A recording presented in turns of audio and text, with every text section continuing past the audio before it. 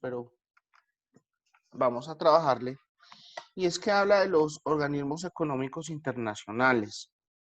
Eh, Dentro de el contenido de la materia, pues se debe hablar sobre todo el tema de cómo funciona el sistema financiero internacional, quiénes entidades lo componen, algo de historia del dinero. Entonces vamos a trabajar con ello. Entonces, vamos a hacerlo de la siguiente manera. Y es que, digamos que lo que vamos a hablar, vamos a tomar en cuenta lo que es la Organización Económica Internacional, las relaciones económicas internacionales hasta la Segunda Guerra Mundial, lo que es la conferencia de Bretton Woods, donde se reorganizó, digamos que el nuevo orden económico internacional, ya que la divisa internacional dejó de ser la libra esterlina y pasó a ser el dólar, donde se empezó a replantear el tema del patrón oro, entre otros, nuevos desafíos del sistema financiero internacional y obviamente sobre la arquitectura financiera internacional y qué desafíos le representa a esa nueva estructura. Partiendo de eso, entonces nosotros podríamos decir que desde que el ser humano está en el planeta, o básicamente desde que se empezaron a consolidar estados y naciones, surgen entre ellos relaciones de cooperación y o conflicto.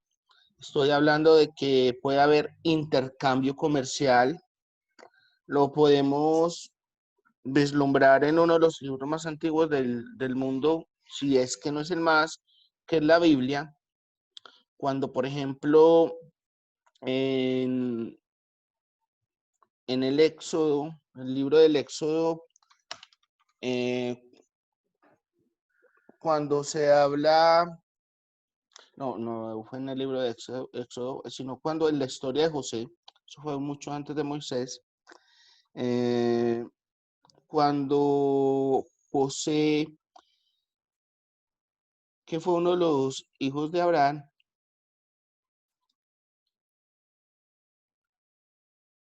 perdón, uno de los hijos de Isaac,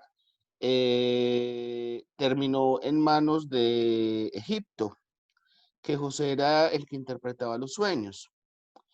Y cuando llegó a interpretar los sueños, donde le predijo al, al rey de Egipto, o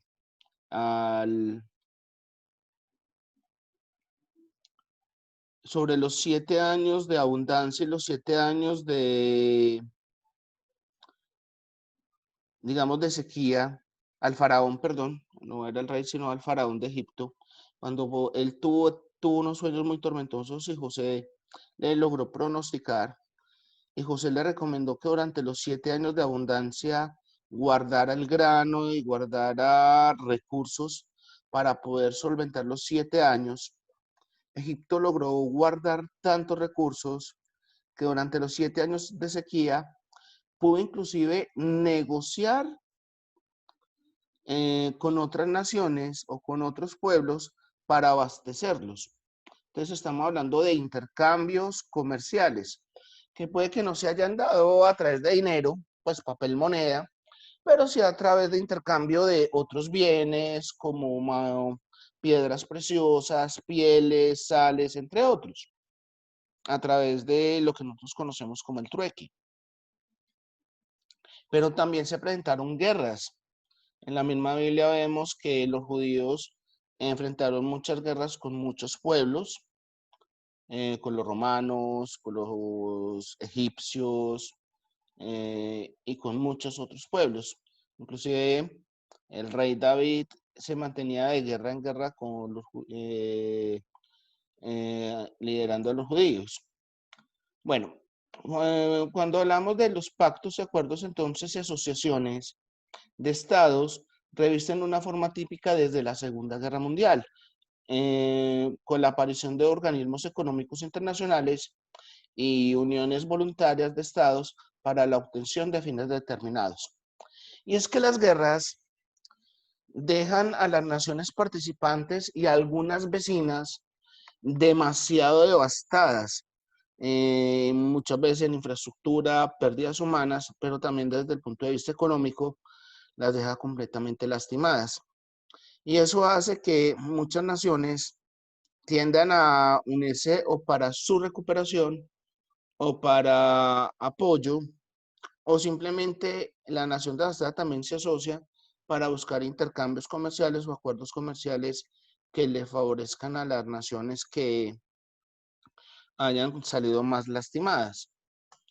Entonces, si nos remontamos a los años entre 1939 y 1945, que fue después de la Segunda Guerra Mundial, digamos que se identifica una serie de problemas a los que normalmente tendrían que darle soluciones a esas naciones.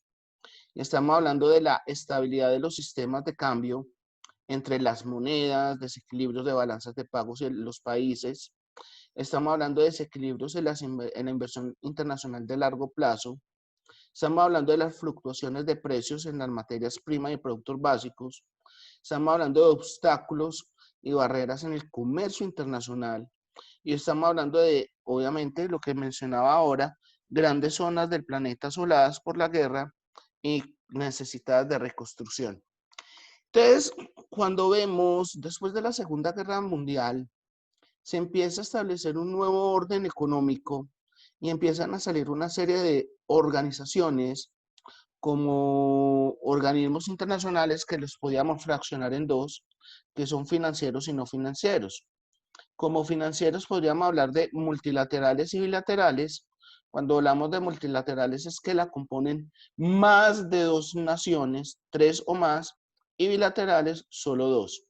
Entonces, en bilaterales hablamos de agencias de desarrollo, pero en las multilaterales hablamos de área monetaria como el Fondo Monetario Internacional y en el área financiera como el Banco Mundial, los bancos regionales de desarrollo, en los que están, por ejemplo, el Banco Africano de Desarrollo, el Banco Asiático de Desarrollo, el Banco Europeo de Desarrollo y el nuestro, que es el Banco Interamericano de Desarrollo. Y en los no financieros, hablamos del sistema de las Naciones Unidas con sus diferentes agencias, como la Organización Internacional del Trabajo, la FAO, que es para alimentación, la UNTAC, PNU, la UNICEF, etc. Está la OCDE, que de él depende el Comité de Ayuda de Desarrollo, pero es para países que se encuentran desarrollados o se que consideran sus economías desarrolladas. Acuérdense que Colombia desde hace pocos años pertenece a la ODEC y está la Organización Mundial de Comercio, la OMC. Pero si nos remontamos nuevamente a la historia, podríamos decir que el oro fue históricamente la moneda universal que referencia, digamos que el cumplimiento de dicha moneda o que cumplía con las funciones esenciales de una moneda que son intercambio, depósito de valor y unidad de cuenta. Básicamente esas son las tres principales funciones de una moneda, que sirva como medio de intercambio, que sirva como depósito de valor y que sirva como unidad de cuenta. ¿Pero a qué me refiero con eso, muchachos? Que como medio de pago e instrumento de cambio, hablamos de que facilita el intercambio porque no precisa que exista la coincidencia de intereses obligatoria en el trueque. La transferencia de dinero facilita las transacciones ya que las partes que intervienen aceptan el dinero a cambio de bienes o servicios. Que sirva como unidad de cuenta, ya que el dinero se utiliza para expresar los precios de bienes y servicios y permitir comparar su valor de mercado. Digamos que permite, en todo caso, relacionar el precio de unos bienes en términos de otros. Les voy a decir algo muy sencillo. Si un bocadillo cuesta 3 euros y una entrada a cine costara 6 euros, se podría decir que una entrada a cine equivale a 2 bocadillos. Y donde hoy en día, si utilizara el trueque, yo podría ir a pagar la boleta de cine con 2 bocadillos. Suena pues algo que salió de los cabellos, porque hoy en día se pagas con papel moneda, pero en nuestra época se utilizaba eso. Niñas, un segundo, por favor. Buenos días. Buenos días. Buenos días. Buenos días. Me entró una llamada y colgar. Bueno, entonces, sí, suena raro, como les decía, que se diga que se paga 2 bocadillos para una boleta de cine, pero digamos que en su época, cuando se utilizaba el trueque, ese era más o menos el sentido. Se le daba una unidad de valor a cada artículo que se pudiese usar como moneda de cambio. Ejemplo, la sal, el ganado, las ovejas, las pieles, entre muchos otros artículos. Y obviamente que sirva como depósito o reserva de valor, ya que el dinero es una forma de acumular riqueza y poder de consumo. Es de esta perspectiva o se considera el dinero como un activo financiero. Entonces, si nos remontamos al siglo XIX, un poco más antes de la Primera Guerra Mundial inclusive, se podría hablar de que las monedas utilizaban algo que se llama, o empezaron a utilizar al oro como un patrón o como norma fundamental en las relaciones monetarias internacionales. Es decir, que el oro se utilizaba para representar la riqueza de una nación. Inclusive hasta antes de que ustedes nacieran, porque ustedes están muy jovencitas, señoritas, no sé si les alcanzó a tocar, en los billetes alcanzaba a aparecer la palabra, por ejemplo, 100 pesos oro o 50 pesos oro, y así en las monedas de cada país. Y es porque muchas de las reservas de los países eran en lingotes de oro. Hoy en día todavía se usa ese tipo de reservas, pero ya no como para representar qué papel podía emitir un país, sino como unidad de riqueza. Pero eso sí, cualquier moneda, papel moneda, en esa época que se imprimiera tenía que estar respaldado por una reserva de oro. Entonces, los países constituyeron sus reservas fundamentalmente en oro y sus monedas tenían un valor fijo determinado en ese metal precioso. Gran Bretaña, potencia hegemónica de la época, fue la que garantizó el funcionamiento del sistema. Entonces, la moneda británica, que era la libra esterlina, era la que ejercía de moneda internacional y el oro era el activo de reserva. Es decir, los países utilizaban como medio de pago internacional o bien libras esterlinas o oro equivalente al precio que tenía el oro en su momento.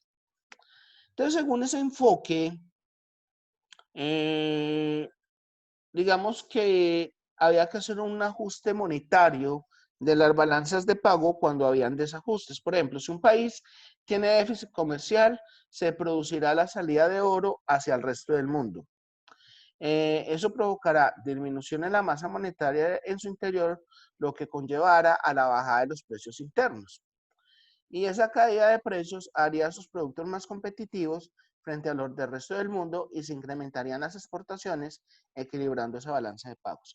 Entonces, en esa época, cuando se usaba el patrón oro, digamos que era una forma de compensar los desequilibrios y era desháganse de su oro y aumenten sus exportaciones.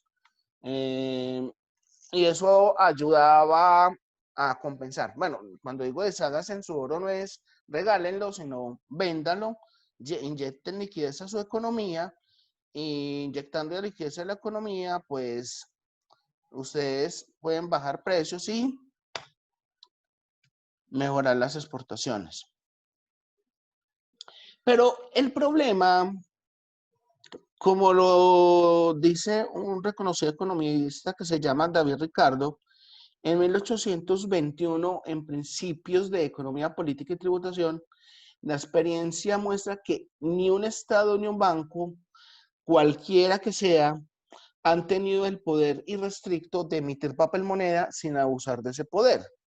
Por ello, en todos los estados, la emisión de papel moneda debería estar bajo una cierta vigilancia y control, y ninguno parece tan adecuado para este propósito que el de sujetar las emisiones de billetes a la obligación de pagar sus billetes en metal noble u oro acuñado. Entonces, eso fue lo que empezó a desencadenar problemas financieros. Entonces, de hecho, en la Primera Guerra Mundial, que fue entre 1914 y 1918, se interrumpe el funcionamiento práctico del patrón oro clásico y el esfuerzo bélico obliga a una expansión monetaria de todos los estados. Pero esa expansión monetaria, para tratar de rescatar las economías, generó fenómenos como hiperinflaciones o inclusive hiperdevaluaciones. Y lo explico de esta manera. En Alemania, en el periodo entre la Primera y la Segunda Guerra Mundial, el marco, que era su moneda, se me fue la diapositiva, ¿qué pasó? Sí, el marco, que era su moneda, pasó de una paridad de una libra por 4.2 marcos en 1914 a una libra por 4.2 billones en 1923. O sea, fue tanta la depreciación de la moneda que básicamente eso destrozó la economía de dicho país. Sin embargo, las consecuencias de la llamada crisis del 29, o sea, 1929, llevaron a muchos países a intentar su recuperación económica a través de medidas políticas que conducían al empobrecimiento de los países vecinos. Esa política monetaria al uso en los años 30 consistía en devaluar la moneda nacional para convertir los productos propios en más competitivos en los mercados internacionales y tratar de incrementar las exportaciones. Las devaluaciones competitivas en cascada causaron fuertes desequilibrios en el ámbito internacional, hasta que llegó el estallido de la Segunda Guerra Mundial, donde existe inestabilidad de los tipos de cambio, restricciones al pago internacional y en general de todo el comercio internacional. Y ahí empezaron entonces a proponerse distintos sistemas de cambio, como el sistema de tipo de cambio fijo, el de flotación dirigida o el flexible. Acá no me voy a quedar, chicas, porque ustedes ya pues, lo vimos en tipos de cambio. Entonces, en la Segunda Guerra Mundial, pues obviamente Estados Unidos empezó a tener una posición dominante sobre todo el comercio internacional. ¿Por qué? Porque en esa época, ya para la Segunda Guerra Mundial, Estados Unidos representaba el 50% de la producción mundial. El 50% de la producción suponía el 40% del comercio mundial. Y sus reservas en oro suponían el 66% del total mundial. Entonces ya se imaginarán por qué se le logró cambiar, por qué se logró cambiar la libra esterlina por el oro. Si había una nación que solo ella representaba el 50% de la producción mundial, el 40% del comercio mundial, y sus reservas en oro eran solo ese país el 66% de toda la reserva mundial de oro. Por lo tanto, pasó a ser la superpotencia a nivel global. Aunque hoy en día, pues China le está empezando a quitar protagonismo. Y bueno, amanecerá y veremos qué pasa entre China y Estados Unidos. Ana, ¿ya estás conectada otra vez? Sí, profe, ya. Ok. Bien. Entonces miren que eso llevó a que Estados Unidos dijera, bueno, un momentico, pero es que ¿cómo va a seguir la libra esterlina siendo la moneda hegemónica si yo soy la potencia en este momento a nivel mundial? Es que yo soy el 50% de la producción, yo soy el 40% de todo el comercio y fuera de eso mis reservas son más de la mitad de todas las reservas del mundo. Entonces ahí hubo una conferencia de naciones, obviamente de las Naciones Unidas, por decirlo de alguna manera, donde sus competidores más directos a los de Estados Unidos, que eran los países de Europa Occidental y Japón, pues estaban completamente arrasados por la guerra. Entonces, en esa conferencia de Bretton Woods, se le presentaron dos propuestas respecto a cómo organizar el sistema financiero internacional de ese momento, sobre todo la parte de la moneda. Entonces, había una propuesta de la Unión Internacional que se conocía como el Plan Keynes, que fue propuesto por Gran Bretaña. Y la otra fue la propuesta por un Fondo de Estabilización de las Naciones Unidas, que se llamaba el Plan White y que fue impulsado por los Estados Unidos. ¿En qué consistían esos dos planes, chicas? Sencillo. Estamos hablando de que en la conferencia de Bretton Woods, en el plan Keynes, que fue el propuesto por Gran Bretaña, hablaban de que debía existir una autoridad monetaria central y supranacional con capacidad de ¿qué? De emitir una moneda internacional que en su momento se llamaría el Bancor, definido en oro, pero no convertible en él. ¿Qué quiere decir? Que donde hubiera triunfado esa propuesta, hoy en día no tendríamos dólar, euro, yenes, rublos, pesos, etcétera, sino que tendríamos una única moneda llamada Bancor, que estaría definido en oro, pero no convertible en él. Entonces, habría recepción de depósitos, responder a las demandas de crédito internacional y se crearía una liquidez que sería una de las responsabilidades de ese banco supranacional. El funcionamiento de esta autoridad monetaria sería similar a una cámara de compensación internacional, de manera que existiera un control central de los superávit y déficits por cuenta corriente en los países y una obligación de ajuste tanto en un caso como en el otro. Buscando que este Banco Central hiciera o realizara una gestión supranacional más amplia en el campo en materias primas y un control mundial sobre los precios. Se dotaría de un fondo de 26.000 millones de dólares de la época, con participación de los países que fuera proporcional a su peso en el comercio mundial. Claro, entonces eso no le sonó a los Estados Unidos, porque si recuerdan en el slide anterior, el 40% del comercio mundial correspondía a Estados Unidos. Entonces decían, no, pero yo cómo voy a poner el 40% y van a armar un banco donde yo no voy a tener influencia. Entonces, eso no me suena. Llega entonces la propuesta de Estados Unidos, que este plan no, digamos, no existe la creación de una autoridad monetaria supranacional, sino un fondo común de reservas con una dotación inicial de 5.000 millones de dólares con participación de cada país según su PIB. Entonces él estaba diciendo, listo, según el PIB, yo aporto. Eso sí, ese sistema monetario de paridades fijas se debe establecer, pero de forma ajustable. Todas las monedas tienen un tipo de cambio fijo en relación con el dólar, que se instituye como un medio de pago internacional. Y el dólar sería convertible ahora en nuestra tasa fija o en una tasa fija. El mecanismo de ajuste de los países sería obligatorio y solo para los que tuvieran déficit. Ahora, el acuerdo intentó conseguir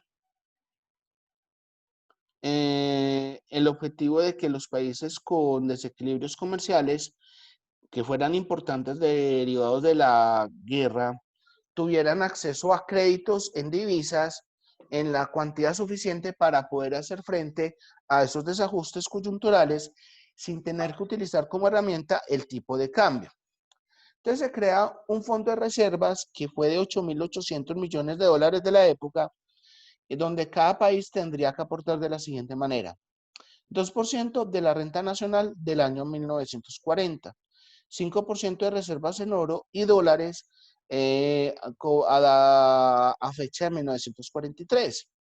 10% de la variación marfuente de las exportaciones entre el año 34 y 38, que fue por la época, digamos, posguerra. Y el 10% del promedio anual de las importaciones del mismo periodo de tiempo, o sea, entre el año 34 y 38 del siglo pasado. La distribución de la cuota de cada país se aportaría de la siguiente manera, y es 25% estaría respaldado en oro y 75% en divisas emitidas por cada país. Entonces, Colombia le tocaba aportar pesos colombianos, Argentina pesos argentinos, etc. Por esa época no existía el euro, entonces a España le tocaba aportar pesetas, a Italia liras, a Rusia rublos, etc. Bien, entonces el sistema creado tenía como eje la existencia de tipos de cambio fijo, pero ajustables ante los desequilibrios fundamentales. Los tipos de cambio fijos a corto plazo tuvieron como objetivo evitar las excesivas fluctuaciones que se produjeron en los años 30. Y se puede decir que el sistema se basa en la fijación por cada país de una paridad en términos de oro que no tenía más que una significación nominal. A diferencia del sistema patrón oro clásico, solamente Estados Unidos mantenía la convertibilidad en oro. Es decir, que una onza de oro se podía intercambiar por $35. Era un precio fijo. Y a través de ella todo el sistema, ya que los países debían mantener dicha convertibilidad, vendiendo, comprando dólares para mantener dicha paridad. Los tipos de cambio podían fluctuar dentro de una banda que se estaba en 1% por encima o por debajo del valor de la paridad.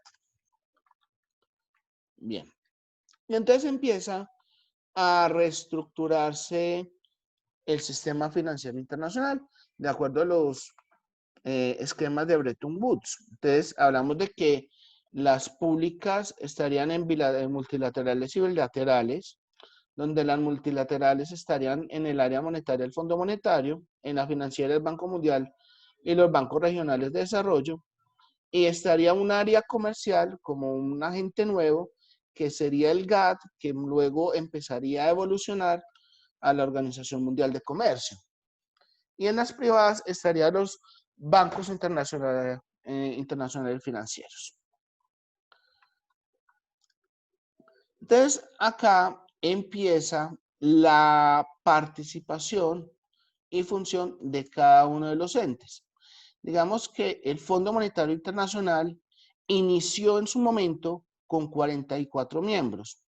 La Unión Soviética participó activamente en Bretton Woods, apoyando la tesis de Estados Unidos, y lógico, porque luego se les vino la Guerra Fría a ellos dos, pero por esa época eran aliados, aunque luego no firmó los acuerdos, pero luego se volvió a unificar. ¿Por qué? Porque hoy día al Fondo Monetario Internacional pertenecen 185 países. Rinde cuenta a los gobiernos de sus países miembros.